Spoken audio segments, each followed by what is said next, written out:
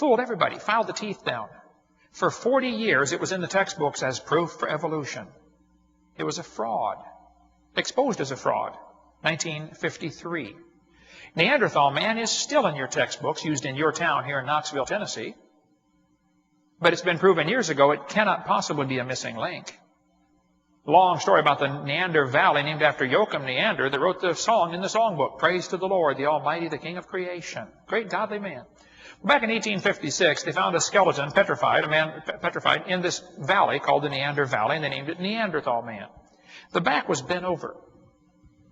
Well, apes walk on 4 legs and man walks on 2, so when the Darwin's theory became popular, they resurrected the Neanderthal man and said, oh, wow, maybe he's slowly evolved and he's coming up.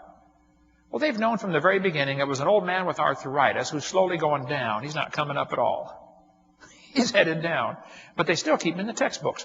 About 300 Neanderthals have been found. Their brains are bigger than ours.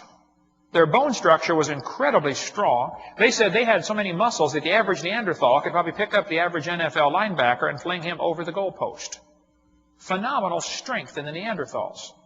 They gave the same skull to 9 different artists and said, what did he look like in life? They got 9 different answers. They said, what would you like him to look like? We're artists, you know. We can make him, you want him ape-like or human-like? You tell us what you want. We'll do it. Jack Cuazzo, a friend of mine from New Jersey, has been a dentist for 32 years. He came and spoke at our conference a few weeks ago at the boot camp we had in Pensacola. He studied the actual Neanderthal skulls in Europe. He said, these Neanderthals are just perfectly normal humans that are living to really great age. See, before the flood came, the people lived to be 900. After the flood, lifespans dropped off to 400, and then 200, and then 100. But that's still a long time to live. And it's a simple fact, the bones of your eyebrow ridge never stop growing. So if you could live to be 300 or 400 years old, your eyebrow ridge would stick way out. People today that use their jaws a lot, like the Aborigines in Australia, are always using their jaws as a vice. They don't carry a toolbox with them. Their eyebrow ridge sticks out really far because of the chewing muscles. It pulls on the bone. The Neanderthals are perfectly normal human that are living to be 200 or 300 years old. That's all they are. Their brain's bigger than ours. They're not subhuman at all. They're just really old human. There's an Aborigine on the far left over there. See the eyebrow ridge sticking out? That's from chewing or using your jaw muscles a lot. There are a lot of different shapes of head. You could line up the folks in Knoxville, Tennessee and prove evolution just by the shape of the skull and drive downtown. You'll see what I'm talking about, okay? There's Cro-Magnon man, still used in the textbooks, yet it's perfectly normal human. Why on earth is that considered a missing link? They've got one in there called Homo sapien is modern man. He's listed as Cro-Magnon. It's not modern. It's not a missing link at all. One they've got in there now is called Australopithecus afarensis. That was proven wrong in 1973. 30 years ago, proven wrong. Why are they keeping that in the textbooks as evidence for evolution? They've got Australopithecus africanus, or afarensis, better known as Lucy. How many have ever heard of Lucy before?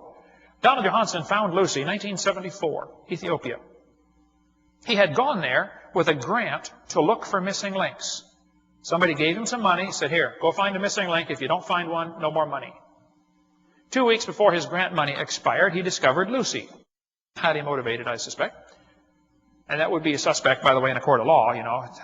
Lucy was 3 feet tall. It was obviously a chimpanzee of some kind.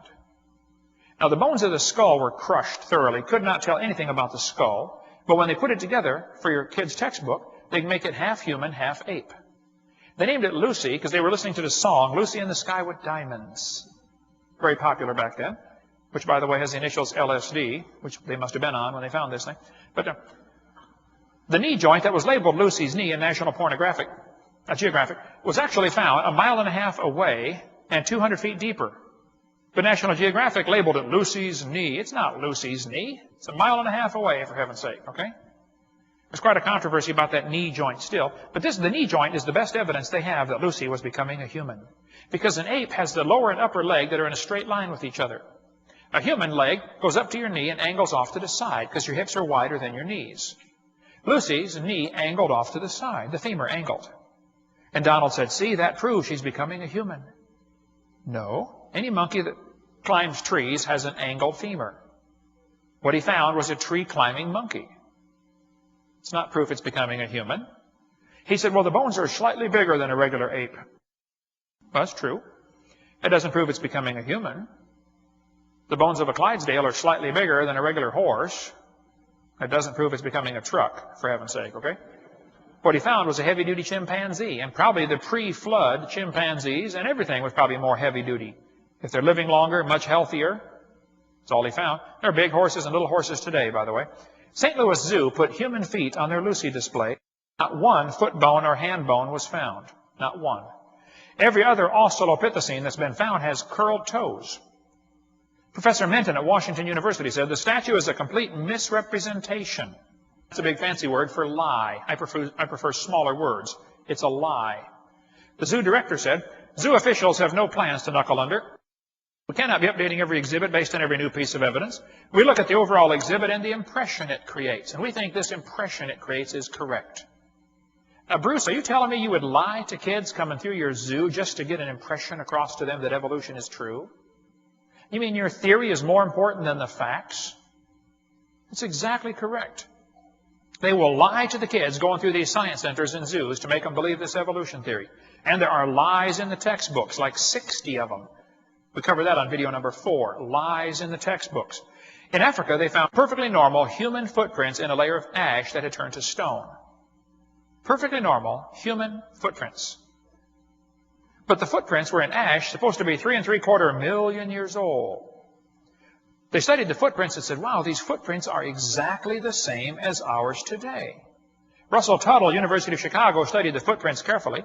He went and found a place where people never wear shoes. They never wear shoes, ever. And he studied their footprints. He had them run through the mud, walk through the mud, jog through the mud, trot, skip.